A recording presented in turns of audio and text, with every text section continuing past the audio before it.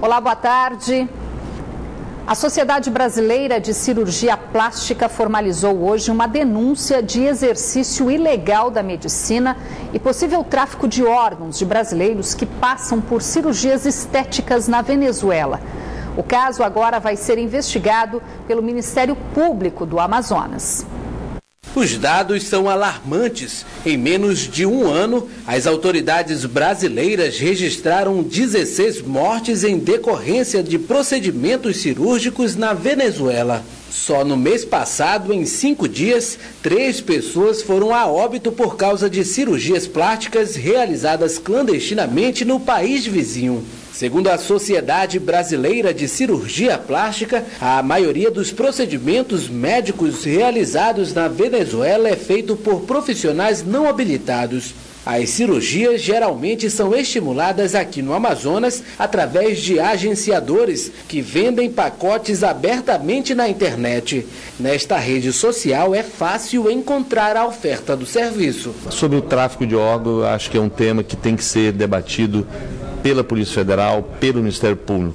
O que nós entendemos num primeiro momento que a retirada desses órgãos se elimina qualquer prova pericial da causa óbito e intercorrência desse paciente. A Sociedade Brasileira de Cirurgia Plástica já formalizou denúncia no Ministério Público do Amazonas para apurar o caso considerado grave na saúde pública. Uma investigação deve ser aberta para apurar a conduta dos médicos venezuelanos. Acho uma medida que seria necessária, né, até porque a sociedade ela nos traz a possibilidade de a pessoa não ter órgãos, que então poderiam ter sido suprimidos numa cirurgia plástica. Aí nós temos uma questão que vai além da simples responsabilidade civil dos danos causados, né? Nós temos a responsabilidade criminal, há uma discussão aí de formação de quadrilha, de associação criminosa. De acordo com as autoridades de saúde do Amazonas, pelo menos 72 amazonenses que realizaram cirurgias plásticas na Venezuela apresentaram sequelas. Por isso, as vítimas serão ouvidas e devem passar por novos exames médicos para confirmar se também foram vítimas ou não de uma possível retirada de órgãos. A Justiça do Amazonas condenou o acusado de matar o estudante e modelo Rosivaldo Miranda Diniz, de 23 anos, em abril deste ano, durante um assalto a uma loja de bicicletas na zona sul de Manaus. A pena para Caio Vitor de Souza Santos foi de 31 anos e 10 meses de reclusão. O réu, que está preso, teve a pena agravada porque também confessou a participação em outros crimes este ano. 2 das vítimas estão em tratamento psicológico por não conseguirem mais dirigir. O réu ainda terá que pagar 120 dias multa. E o dono de uma joalheria foi morto com um tiro na cabeça durante um assalto na tarde de hoje no centro de Manaus. A vítima foi identificada como Nixon dos Santos Melo, de 42 anos. De acordo com a Polícia Militar, 2 suspeitos ainda não identificados entraram na sala do proprietário alegando que queriam comprar ouro. Ao anunciarem o assalto, a vítima teria ficado assustada e os bandidos dispararam. Eles fugiram levando joias e dinheiro. O caso está sendo investigado pela Delegacia Especializada em Homicídios e Sequestros. Foi transferido na manhã de hoje para o Comando de Policiamento Especializado da Polícia Militar, no bairro Dom Pedro, na capital, o médico e empresário Mohamed Mustafa. Ele foi preso na Operação Maus Caminhos da Polícia Federal, acusado de desviar 112 milhões de reais da saúde do Amazonas. O médico Mohamed Mustafa chegou por volta das 11h25 da manhã aqui à sede do Comando de Policiamento Especializado da PM. Ele foi trazido lá do Centro de Detenção Provisório Masculino, localizado na BR-174, em um veículo da Secretaria de Administração Penitenciária, um veículo descaracterizado e sem nenhum tipo aí de escolta para fazer esse trajeto, desde lá do presídio até aqui ao Centro de Comando Especializado da PM. O médico Mohamed Mustafa vai ficar na mesma cela que o ex-prefeito de Coari, Adail Pinheiro, foi preso em 2014, acusado de chefiar uma rede de exploração sexual de crianças e adolescentes lá no município, onde ele foi prefeito por 3 oportunidades. No mesmo veículo que trouxe o médico Mohamed Mustafa, a gente pôde ver um colchão de solteiro, que deve ser o local de dormida no médico aí pelos próximos dias em que ele permanecer à disposição da justiça. A gente percebeu também uma imagem diferente. Foi muito rápido do momento que o médico saiu do carro e foi para a sala, mas deu para perceber que ele está com a cabeça raspada. Uma imagem um pouco diferente daquela que a gente acompanhou no dia 20 de setembro, quando ele foi preso pela Polícia Federal, acusado de desviar mais de 110 milhões de reais do Fundo Estadual de Saúde. Você vê aí, compara a imagem dele chegando à Superintendência da Polícia Federal e agora ao chegar aqui ao Comando de Policiamento Especializado da PM, onde ele deve permanecer preso. Neto Cavalcante para o Band Cidade. Estamos no Outubro Rosa, mês dedicado à prevenção do câncer de mama e de colo de útero. Aqui na capital, a retomada do atendimento das carretas da mulher já está reforçando a oferta de exames. Segundo dados do Instituto Nacional do Câncer, o Amazonas é o estado com maior incidência de câncer de colo de útero no Brasil. Manaus aparece entre as capitais recordistas de casos da doença. E a estimativa para 2016 e 2017 é que 37 novos casos em cada grupo de 100 mil mulheres. Mas a boa notícia é que as mulheres estão mais preocupadas com a saúde e têm buscado a prevenção. A cabeleireira Helena não abre mão de fazer os exames anualmente. Ela aproveitou o retorno das carretas da mulher para cuidar da saúde. Olha, eu tô de bebê novo e meu bebê tem 1 ano e 9 meses. Eu costumo fazer meus exames periódicos todos os anos. Só que como eu tô com um bebezinho, eu fiz tudo aqui. A carreta da mulher veio para o bairro, eu aproveitei essa oportunidade para não sair do bairro. A Márcia foi uma das moradoras do bairro Mundo Novo, que também aproveitou para fazer os exames nesta sexta-feira. Isso foi uma oportunidade única, porque aqui na comunidade Mundo Novo, 18 anos, que nunca tive um milagre deste, de uma carreta aparecer aqui na comunidade. A carreta da mulher fica estacionada em um ponto estratégico do bairro para facilitar o acesso da população. Nela são oferecidos exames de mamografia, ultrassonografia e preventivos. Nossa capacidade diária é de 90 a 115 exames todos os dias, né? Durante os 5 dias dá em torno de 500 e poucos exames por semana, né? A partir de segunda-feira, a carreta da mulher será levada para os bairros Mutirão e Cidade Nova, na zona norte de Manaus. O Procurador-Geral de Justiça, Carlos Fábio Braga Monteiro, foi reconduzido nesta sexta-feira para novo mandato à frente do Ministério Público do Estado por mais 2 anos. A cerimônia de recondução do Procurador-Geral de Justiça contou com a presença de diversas autoridades. Entre as metas da segunda gestão de Fábio Monteiro estão a modernização do Ministério Público Estadual e a convocação de novos procuradores de justiça, além da realização de um novo concurso para promotores substitutos do Estado. Continuar o combate à criminalidade e dar posse para os promotores recém-concluídos no concurso público. Eu vou dotar o interior todo de promotores de justiça ainda em 2017. Fábio Monteiro é respeitado e reconhecido no meio jurídico pela atuação positiva em casos de grande repercussão. Trata-se de uma recondução justa e merecida de um talentoso, honrado e brilhante profissional do direito, grande fiscal da lei. Fábio Monteiro voltou a ser nomeado como procurador-geral no dia 12 de setembro deste ano, após vencer a eleição interna do Ministério Público ao obter 114 votos. Vamos conferir agora a previsão do tempo para amanhã, sábado, aqui em Manaus e também em alguns municípios do interior. Em Manaus, o sol aparece entre nuvens. As temperaturas variam entre 26 e 35 graus. Mesma previsão para o município de Coari, onde as temperaturas variam entre 29 e 35 graus. Em Boca do Acre, a previsão é de muitas nuvens e possibilidade de chuva fraca, mínima de 23 e máxima de 36 graus.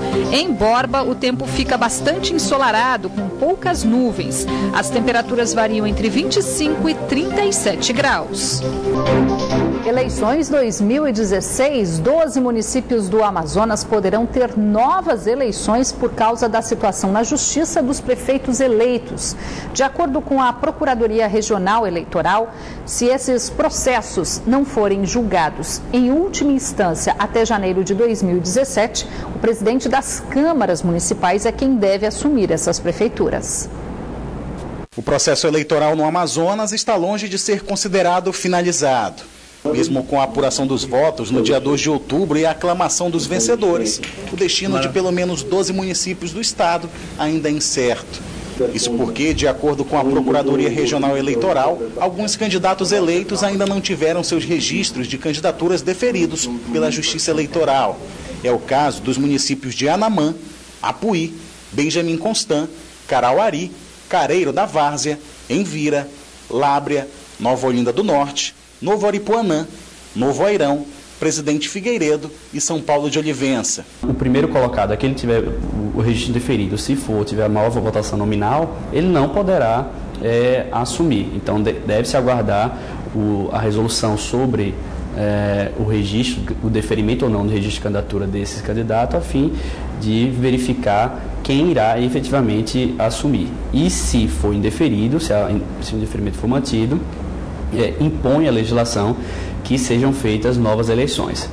Esta advogada, especialista em direito eleitoral, explica que a medida prevista na nova legislação foi pensada justamente para evitar a instabilidade política causada pela troca repentina dos gestores do Executivo. A legislação hoje ela diz o seguinte, que independentemente de qual foi a quantidade de votos, essa pessoa precisa ser julgada e esse trânsito em julgado hoje não dá a possibilidade mais de que o segundo colocado exerça a função, porque eles dizem que tem que ter eleição indireta, pelo menos isso acabou, né? Então agora temos que ter eleição novamente. De qualquer maneira, eleição direta, e de qualquer maneira, então a sociedade ela não vai ter prejuízos nenhum. Então hoje não tem mais aquela ideia do segundo colocado assumir e o primeiro colocado ficar com liminares entrando e saindo, e nós não sabemos quem é o gestor daquele local. O problema é que se a Justiça Eleitoral não julgar todos os processos até janeiro de 2017, os presidentes das câmaras de cada município é quem devem assumir a prefeitura, ou seja, o ano já começa com uma eleição indireta no Legislativo Municipal. Acaba sendo o presidente da Câmara que vai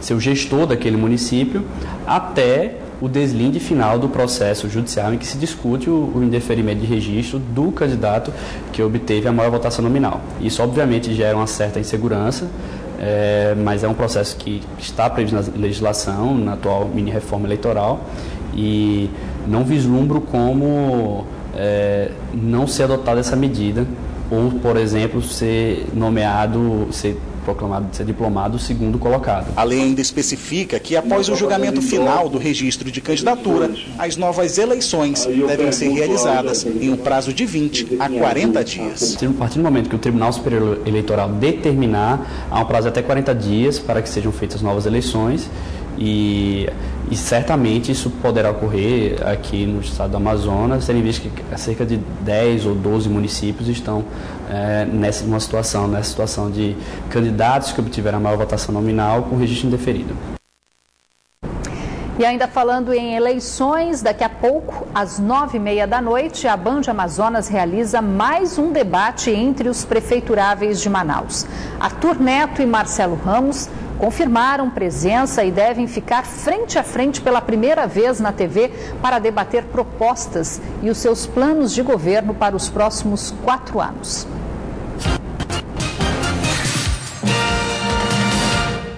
Nos estúdios da Band, os últimos detalhes da preparação para o debate entre os prefeituráveis de Manaus já foram revisados. Arthur Virgílio Neto, do PSDB, que representa a coligação Por Uma Só Manaus, e Marcelo Ramos, do PR, pela coligação Mudança para Transformar, já confirmaram presença. O programa vai ser, mais uma vez, mediado pelo jornalista do Grupo Bandeirantes de São Paulo, Otávio Sesc Júnior. Esse é um debate diferente, porque é um debate decisivo. Hoje os dois candidatos têm que mostrar para que vieram, né? Quais são as suas propostas e tem que mostrar para o eleitor, para convencer realmente o eleitor de que o voto do eleitor para esse candidato ou aquele candidato é um voto importante que vai determinar o futuro da cidade de Manaus. Hoje é tete a tete, como a gente diz. Arthur Neto, que tenta a reeleição, foi o candidato mais votado no primeiro turno, ao receber 35,17% dos votos válidos.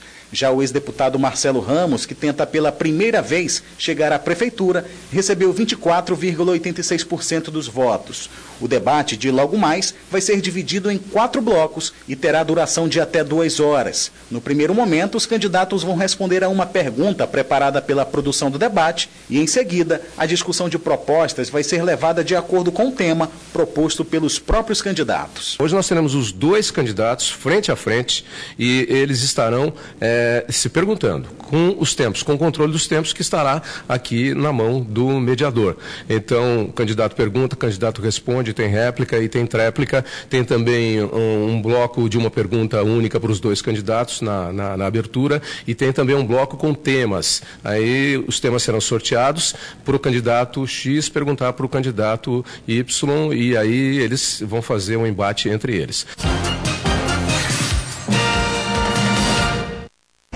E assim como no debate do primeiro turno das eleições, neste segundo turno, a Band Amazonas também vai propagar a acessibilidade da informação para as pessoas com deficiência. O programa terá tradução simultânea em Libras, audiodescrição e o recurso de legenda oculta Closed Caption. Os recursos oferecidos pela televisão incluem a língua brasileira de sinais, Libras, a legenda oculta Closed Caption, também conhecida pela sigla CC, e a descrição e narração em voz de cenas e imagens para pessoas com deficiência visual. Um recurso que vem cada vez mais ganhando espaço na adaptação de programas e filmes exibidos na TV. Uma senhora usando óculos escreveu num papel de carta o que a mulher ditou. Endereço. A mulher e o garoto levantam e saem. A senhora que escreveu a carta vê os dois se afastarem de mãos dadas. Um rapaz senta em frente à senhora. As funções são em respeito à legislação que especifica como devem ser adaptadas as mensagens dos meios de comunicação e, neste caso, sobre os temas de interesse público a serem debatidos com os candidatos. O gerente da Biblioteca Braille do Amazonas diz que a audiodescrição dá vida e emoção aos acontecimentos que não podem ser enxergados. Ele ainda ressalta a importância da inclusão de pessoas portadoras de deficiências visuais no processo eleitoral. Que realmente necessitam dessa cidadania para que eles possam escolher bem o seu candidato. Para ativar a audiodescrição na TV, primeiramente é preciso receber o sinal digital. E aí, dependendo do aparelho, basta usar a função SAP pelo controle remoto, que, entre outras opções, disponibiliza o idioma português com o recurso da audiodescrição. Já os deficientes auditivos também se sentem mais integrados com a inserção na televisão da língua brasileira de sinais, que é, assim como o português, idioma oficial do Brasil desde 2002. A partir do momento que eu não proporciono uma comunicação e que eu não favoreço a eles esse direito, que é direito em lei, né, eu deixo eles a par de muitas coisas que acontecem, não só sobre a questão política, mas sobre outras informações que giram, né, em torno da nossa sociedade. A Libras possui estrutura gramatical própria, mas a compreensão é feita por meio da interpretação das expressões manual, corporal e facial. Na televisão, o deficiente auditivo pode acompanhar tudo por esta janelinha com o tradutor que aparece em determinado ponto do vídeo. No debate da Band Amazonas, 2 intérpretes estarão se revezando aqui nos estúdios para garantir a igualdade de oportunidades para receber as ideias e ajudar este público na escolha. Ele precisa ser um profissional, ele precisa conhecer profundamente a língua, ele precisa compreender a parte formal da interpretação e a importância do visual para o esclarecimento do surdo. Bacana, né? O Band Cidade fica por aqui, mas continua na internet, onde você pode acompanhar outras notícias nas redes sociais Facebook e Twitter da Band Amazonas. Para rever nossas reportagens, acesse youtube.com/BandAmazonas e vá no link vídeos. Você fica agora com as principais notícias do Brasil e do mundo no Jornal da Band. E não se esqueça, então, que logo mais você tem um encontro marcado com a democracia a partir das 9h30 da noite, aqui na tela da Band Amazonas, o debate entre os candidatos à Prefeitura de Manaus neste segundo turno. Boa noite para você. Até mais.